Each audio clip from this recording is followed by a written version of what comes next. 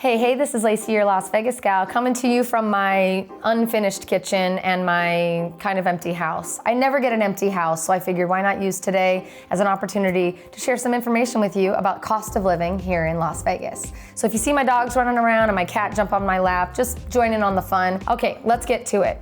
A lot of you have reached out to me asking me, what the heck is the cost of living in Vegas? I know you can tell me how much houses are and all that, but like genuinely, what am I looking at when I arrive? So I thought we'd pull together a quick list of some of the most common things that you would spend money on. I am gonna talk about houses, of course, and rent and things like that, but then we're gonna talk about some fun stuff, and then I'll give you a little tidbit at the end. Stay tuned, I think you're gonna like it.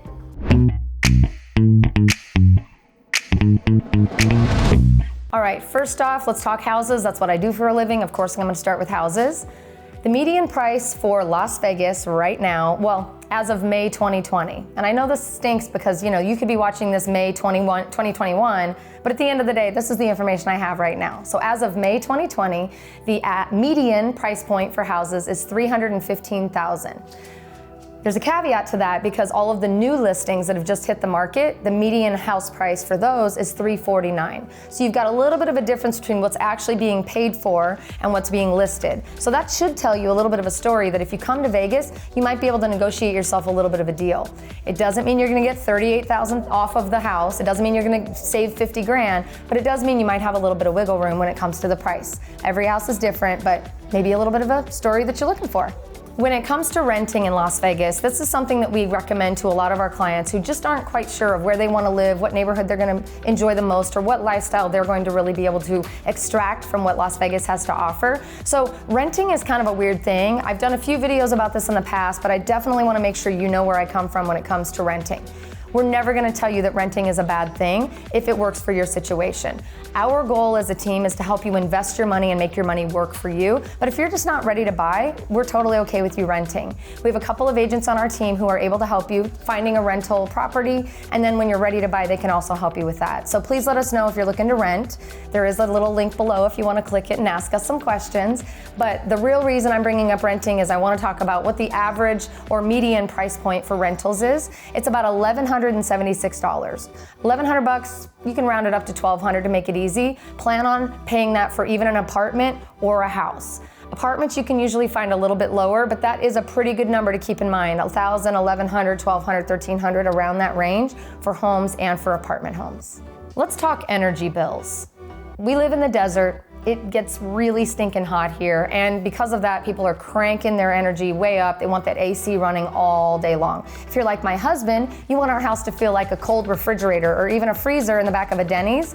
I don't go for that. I'd prefer it to be a little bit closer to like 75 or 78, 24/7. So you can imagine what our house feels like. But seriously, when you move here, especially if you're adjusting from somewhere else, you're gonna need some time to get your seasonal acclimation, your body getting ready to actually experience what the heck 115 degrees actually feels like with no humidity.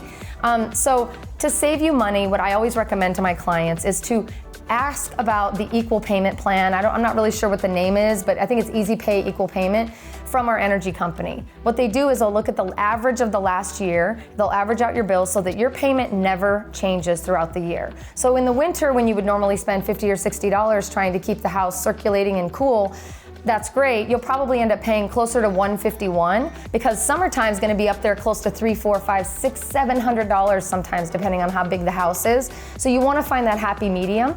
So $151 is the median price point for energy bills here in Vegas. But I'm really going to encourage you to focus on that equal payment plan and don't be scared or shocked by some crazy bill that you weren't quite ready to pay.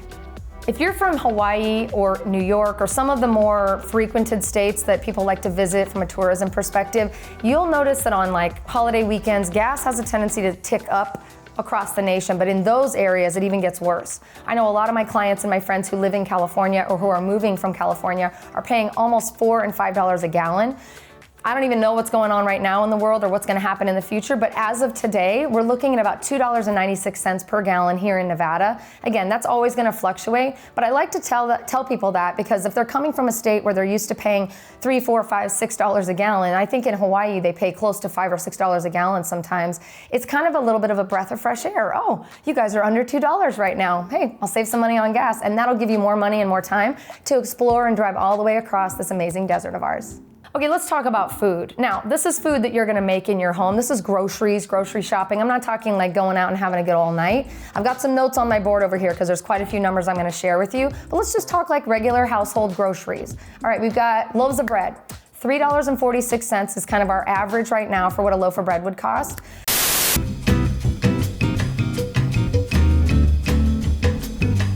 We also have these really cool stores around town that I've done some videos on my Instagram that are bread outlets that basically are stores that house all the overrun breads that don't sell when they go drop them off in the morning at the other stores. So if a Smith's or a Vaughn's or an Albertsons or any of our grocery stores have their fill of bread and don't need as much as the delivery driver is bringing, they take the rest to the bread outlet. So it's not day-old bread, it's just cheaper bread.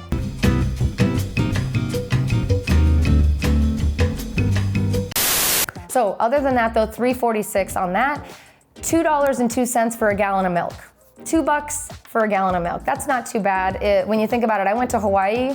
I do love my Hawaiians and I do love Hawaii, but I went to Hawaii for a vacation a few years ago and I think we paid almost $5 a gallon for milk. So that was a little bit of a shock to me. Okay, let's talk more food. Carton of eggs, $1.88. What you may not know is we actually have an Anderson dairy farm that's just outside of Las Vegas. And they provide a lot of the milk, eggs kind of products for the city. So I think that might be why we actually get a little bit of a discount on those, but $1.88 for eggs nevertheless.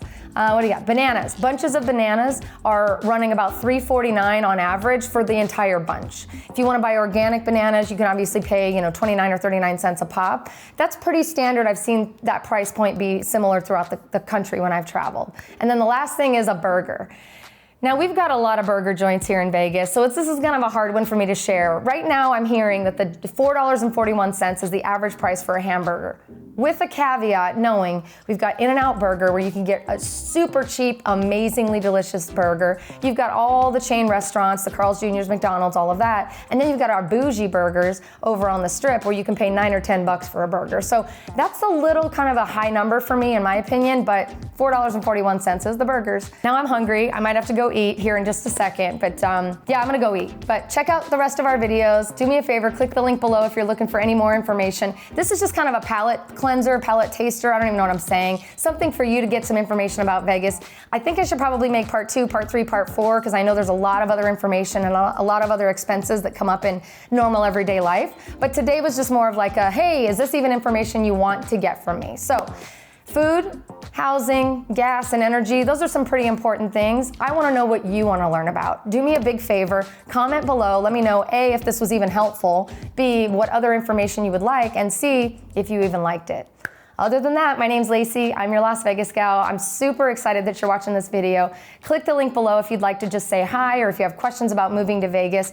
You do not have to buy a house from me to get my attention and to hear back from me. You do not have to buy a house. You don't even have to be moving here to engage with our team. We're here. We want to be a resource, whether you're moving here or not. We just want to make sure that we're educating you about what it's like to live in Vegas. So now you know a little bit more about cost of living. Now you know that you can reach out anytime. So I guess our conversation's over. I'm gonna go grab a burger and I'll see you next time.